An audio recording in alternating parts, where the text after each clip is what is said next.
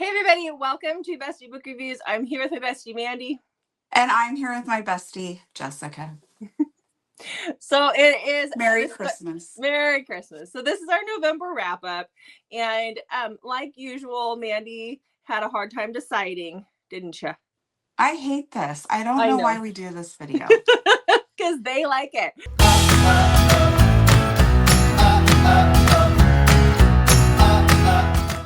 So these are the top 10 books that we read in the month of November, 5 for each of us. But before we do that, what do you want to tell them? Okay, make sure you hit that subscribe button, like this video, and comment below and tell us how your November went. Yeah. Okay, so how did your November go? What were your stats for November? My November was actually really good. I read a lot. I had 50 books. Yeah, you read a lot. And how many 5 stars? I don't know exactly how many 5 stars, but it was painful. I'm sure it was.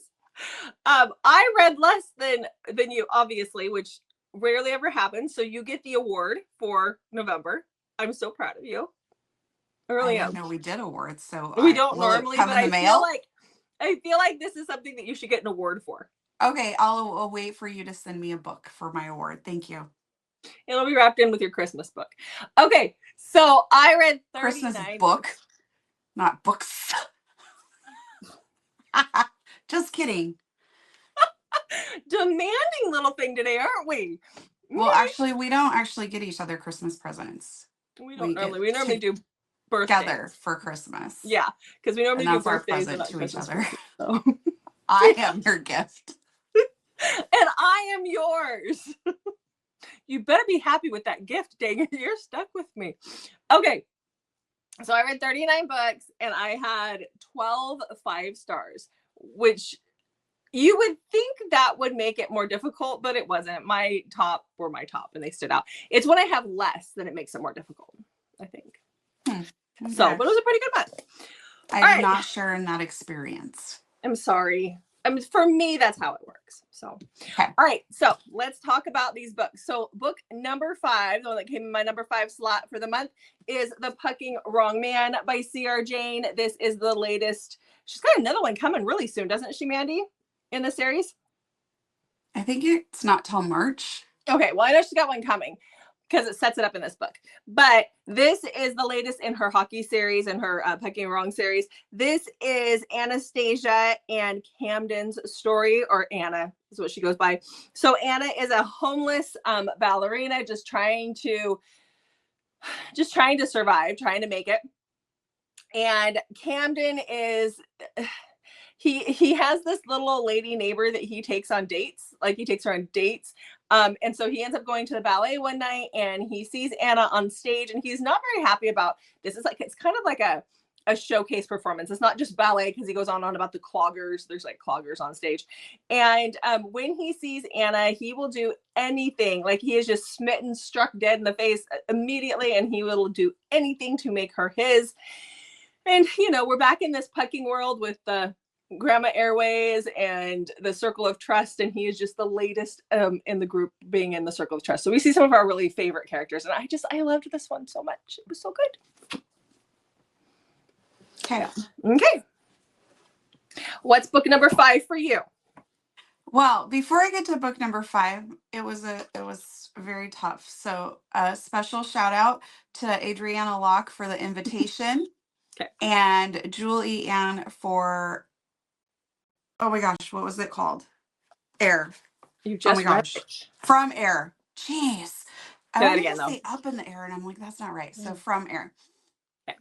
But number 5 for me is The Fucking Wrong Man by C.R. Jane. Yeah. Did you read that this week? I did. Yeah. Okay. Because I hadn't heard you talk about it yet. I knew you were reading it though. So. Yes. All right. Well, that makes this a little shorter. I guess I got to go to book number 4 now when I wasn't even prepared to go to book number 4 for me. Okay. So book number 4 for me for the month is one that I read last week, and it is The Woman by Ren Shear. This was just so different. I had to include it. I really loved this. So this is a dystopian, but like it's not like a dystopian where the world is falling apart. It's a dystopian where we're just kind of living in the same kind of world. And I say we, and it's not really we, because women, we don't live in that world very well. So in this world, women are basically, we're like Stepford wives. We're like robots. We don't have a thought. We're born this way. We don't have emotions. We're just zombies basically, and we live to serve these men. And so when women are 5, or little girls are 5, they go to these institutions where they're taught and trained how to please a man. When the men of this world are 30, roughly around the age of 30, some get a little bit sooner, they go and they pick out a woman, and this is going to be their companion, but like all she does is live to serve them, and maybe they're friends if he shares her. And so that is where we get Avery and Phoenix. So Phoenix just turned 25. He is like the top 3rd architect. He just got promoted to architect number 3 in the company. His dad and his grandpa are ahead of him in this company. And so his grandpa's like, you need a woman. So we're going to go get you a woman. So he goes and he picks out Avery. There's just something about her. Like, he's like, I think she looked at me. Like, she gave eye contact when I picked her out. So that's kind of different. And he notices right away that things with Avery are not normal. Like, she has that blank half smile expression all the time, but there are times when she does things that could mean that she has a personality or she has her own thoughts. And he's like, that's just kind of odd. Well, there's a group of women known as Woon, so WOUN. So it's woman of unnatural nature.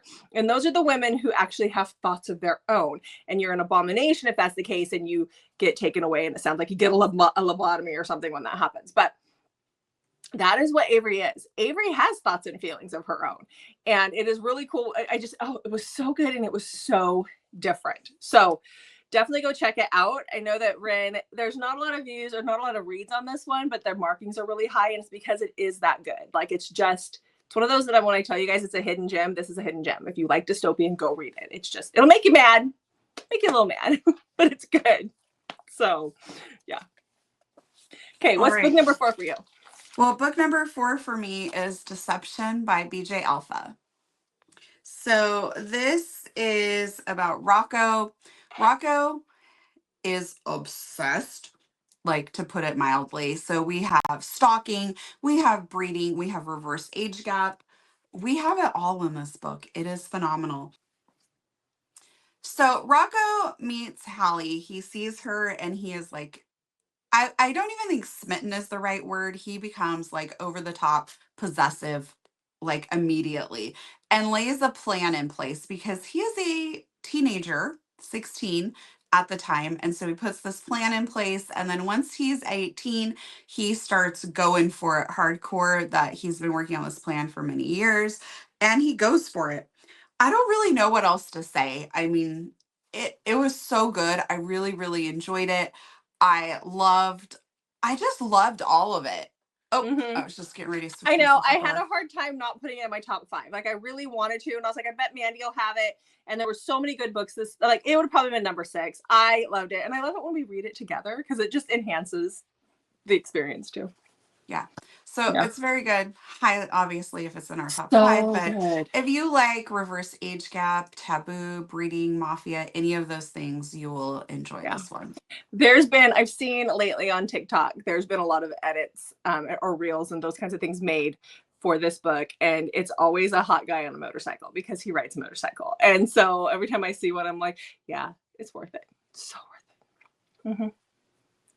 So, okay. All right. So book number 3 for me was an arc that I had earlier this month. The book is out now. Like, it just came out day before yesterday, I think, or two days ago. And that is The Horde King of Shadow by Zoe Draven. This was a highly anticipated book. This is the spinoff to her Horde Kings of Dakar series. And this is about Clara and Sarkin.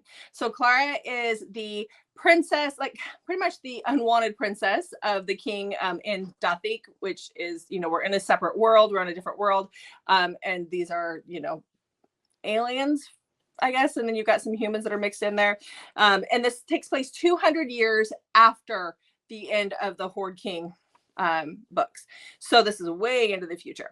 But she is the princess, but she's not, the queen is not her mother, so she's kind of like she is a bastard princess. And these dragons have been showing up for like the past 100 years, and she realized when she was really young that there were men on these dragons, like on the back of the dragons. And now you have like every year the dragons show up once a year on a certain day and with their riders. And so the day has come that's going to happen. She is just doing her own little thing. You know, she's a little bookworm, and she's doing her own thing in the Capitol, just trying to lay low, when she gets told that the leader of these dragon riders wants to talk to her. And so she goes outside the gates and talks to him. And he basically says, "You're going to marry me or I'm going to burn your city to the ground." His dragon like takes a liking to her right away. And so he knows that this is his person, but he does not want to get married. He does not want anything to do with her, but his dragon's insisting, so she's got to go. So he takes her across the sea, and one of her first things that she has to do as his new queen in order to be accepted is to conquer or get a dragon of her own, which is far easier said than done, I'm assuming, because I've never had to ride a dragon. But anyhow, so good. And I don't know, like for me, it was great being back in that world. I don't know that you necessarily have to read the Horde Kings series to get into this. They do mention them a little bit, but it read a lot more fantasy than it did Alien. So it was just really good. Okay. So it's funny. We're just kind of following each other all over the place on this. So book number 3 for me is by Rensher. That's Shattered. So this is, while it's my top book number 3 read of the month, it's also book 3 in the Broken Souls series. Whew. So a lot. highly recommend reading Wronged first. So this book, one, it's just a much better reading experience. You could probably read this as a standalone because some things are discussed, but really it's just going to be so much better if you read the first 3 books together. So in Shattered, we see Neil's life after what happens to Jacob and how that impacts him. And he is best friends with one of the other guys in the group. And he starts getting these texts like about, I think it's like almost 8 months prior to what happens to Jacob. So when they're still in high school, he's been getting these texts from somebody that he knows goes to the same school as him. And he's really fallen in love with this person. She messages him all the time and he, messages back. So they just are really like heavily involved in this texting relationship, but he does not know her true identity. And when it is revealed that she is his best friend's little sister, basically everything just spirals out of control from there. And we end up with a second chance single dad romance when Sienna comes back into his life about 4 years later. This book is heartbreaking. It's emotional. It's angsty. It is so good. I love this whole series. And if you have not seen our author interview with Ren, make sure you go check that out because she's just fantastic and her books are amazing. Mm-hmm. Okay. So my number 2, my second book for the month, is actually a duet. So I got both books here, but we're just gonna talk about it. So this is Across Time and Across Eternity. These just came out on audio, and so I listened to the audiobooks. They're done by Samantha Brentmore and Shane East. So excellent audiobooks. So we're just going to talk about Across Time because this is a duet. They go together, obviously. So this is about Amelie and Henri, or Henry, as us Americans like to butcher the name. So Amelie is a time traveler, and she travels back in time. She is from the 80s, but she travels back in time to pre-war France, or pre-German invasion of France just before World War II. Or preoccupied. We call it preoccupied France. That's what we would have called it. And she travels to this farm, this vineyard, and she is there because she's been asked to go there by someone in her life and to kind of fix some wrongs that happened back then. And so she goes back, and that is where she meets Henry, and she meets his sister. and she's supposed to fix things for them. Like there's just some things she's got to do. And she gets back there, and an accident happens, and it keeps her there for quite a while. And this is definitely like enemies to lovers, slow burn. She and Henry do not like each other. He is very gruff and guarded, and she has a hard time with her gift. She doesn't like time travel. She's kind of a weaker time traveler. She gets really sick when she travels back in time. And so this is their story. It is one of those epic love stories that you're just like, wow. You just don't want to put down ever. Like, I just could not stop. Because they told us once we finished the first ALC that as soon as we turned in our review that we would get the second ALC, and I couldn't wait. I just went and bought it because it was out and I needed it now, and I couldn't wait on them to send it to me. So it was just that good. So I love this series. it is. It's so good. The parallel series. Oh yeah, it's books. Yeah, to me. It's books 3 and 4 in the parallel series. So the first 2 are about a couple. The second 2 are about a couple. So yeah, read the whole series. Start with the first book. They get tied in towards the end. Good. Yes. Really good. Okay.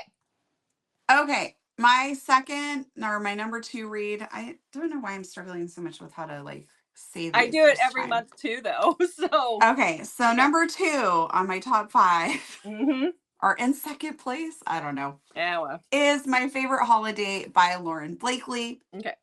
I listened to this. I highly recommend listening to it. It's full cast narration, and they do a phenomenal job. So we have Fable, who is narrated by Samantha Brentmore, and Wilder, who's narrated by Jason Clark. And then we have Teddy Hamilton does Brady, and we have some other, the full cast narration is just phenomenal. So we have Fable, who we start off at like a Friendsgiving type situation, and Fable's there with her boyfriend, Brady, and Wilder is her boss, and he is best friends with her sister's fiance, who becomes the fiance at dinner. It is decided that they are going to get married at Christmas time, and leading up to their wedding will be the annual Christmas games. So they're all going to go away and stay on location and participate in this town's Christmas festivities, and then there's the wedding. And so unfortunately, something happens at Friendsgiving, and Fable and Brady are no longer together. And Teddy Hamilton does such a great job of making Brady out to be like just kind of the slimy bastard that he is, that I actually hated Brady, which you're supposed to. But I never thought Teddy Hamilton could make me hate a character he does, but he is that good that he can. So then we have Fable and Wilder, who, for lots of different reasons, decide to fake date. And it is just phenomenal. I absolutely loved it. I enjoy fake dating so much, but there are such good reasons for fake dating in this one, in my opinion. And, we have boss, billionaire, all the fun tropes. And he's a single dad. So I really enjoyed this one. I 100% know that it was the audio, like the full cast narration, that really put it over the top for me. Mm-hmm. So highly recommend listening to this one. Okay. All right. So book number 1 for me is a little different because I read it yesterday. So yesterday was Thanksgiving for us, and I listened to it yesterday while I was cooking. And no, it's not what you're thinking. I don't know why you got that smirk on your face. I was like, this is not how our conversation went yesterday morning. I listened to a couple different books yesterday. It was a whole day of cooking by myself. So yeah. Okay. So, but this book was actually on my December TBR because we recorded that 3 or 4 days ago, like before we did this. And so it just happened to be on there, but I couldn't wait to read it. I had to do it right away. And so that is Heath by Kay Webster and Nikki Ash. Is that what? Yes, Nikki Ash. I always forget Nikki's last name. So Nikki Ash and Kay Webster. Oh my God, I love this book. So let me tell you guys about it. So I haven't talked about this yet in my 1 minute book recs. That is coming up, but we're going to talk about it now. So this is a modern day dark romantic retelling of Wuthering Heights.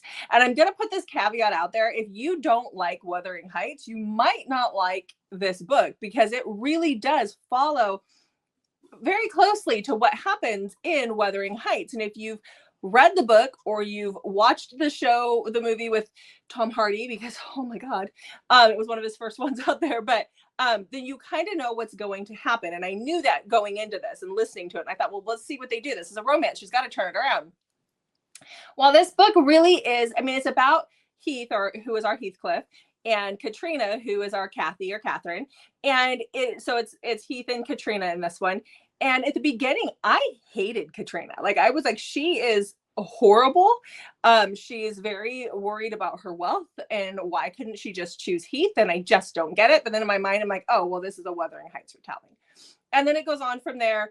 The second half of the book really turns things around. There's a major tragedy in here, and it's basically following a couple of different stories. But I loved this. I loved this so much. Obviously, I made it my number one for the month. Loved it. Yeah, that would be weird if you didn't love it and it's your number one. Is that number one? Like, I loved it. But I do like Wuthering Heights. Wuthering Heights at its core is a tragedy. And so this does have an HEA.